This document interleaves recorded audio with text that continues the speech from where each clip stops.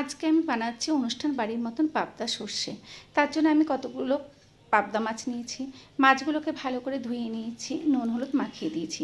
কড়াইয়ের মধ্যে তেল দিলাম। তেলটা যখন খুব ভালো করে গরম হয়ে গেল, সাঁড়াশির সাহায্যে কড়াইয়ের চারিদিকটা বুলিয়ে দিলাম, যাতে মাছগুলো কড়াইয়ের গায়ে না লেগে যায়। আমি এবার মাছগুলো তেলের মধ্যে ছেড়ে দিলাম। একটা পিঠ যখন ভালো করে ভাজা হয়ে গেল তখন উল্টে দিলাম। উল্টো পিঠে যখন ভালো করে ভাজা হয়ে গেল তখন আমি তুলে নিলাম। এইভাবে আমি বাকি মাছগুলো তেলের মধ্যে ছেড়ে দিলাম। দুটো পিঠ ভালো করে ভাজা হয়ে গেলে আমি মাছগুলো তুলে নিলাম। একটা থালার মধ্যে সমস্ত ভাজা মাছগুলো তুলে রাখলাম। আমি একটা পেস্ট বানাচ্ছি। টমেটো, রসুন, পেঁয়াজ, কাঁচা লঙ্কা, সাদা সর্ষে, কালো সর্ষে, পোস্ত, কাজু বাদাম কিশমিশ আগের থেকে ভিজিয়ে রেখেছিলাম, আর একটু আদা মিক্সিতে পেস্ট করে নিলাম।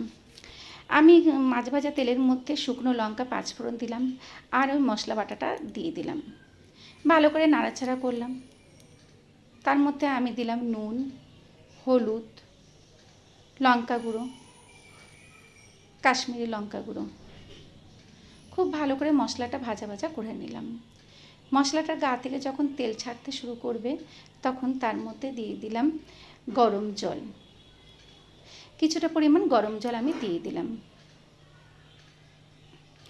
গ্রেভিটা যখন ফুটতে থাকবে তখন ভাজা মাছগুলো আমি ছেড়ে দিলাম। একটু ফুটলে আমি ঢাকা দিয়ে দিলাম। কিছুক্ষণ ঢাকা দিয়ে কম আঁচে রেখে দিলাম। এবার ঢাকনা খুলে তার মধ্যে দিয়ে দিলাম ধনেপাতা কুচনো, আর কিছুটা পরিমাণে কাঁচা সর্ষের তেল দিয়ে ভালো করে মাছের সঙ্গে মিশিয়ে দিলাম। একটা থালার মধ্যে তুলে রাখলাম। আমার এই রান্নাটি ভালো থাকলে প্লিজ লাইক করবেন, শেয়ার করবেন, সাবস্ক্রাইব করে দেবেন।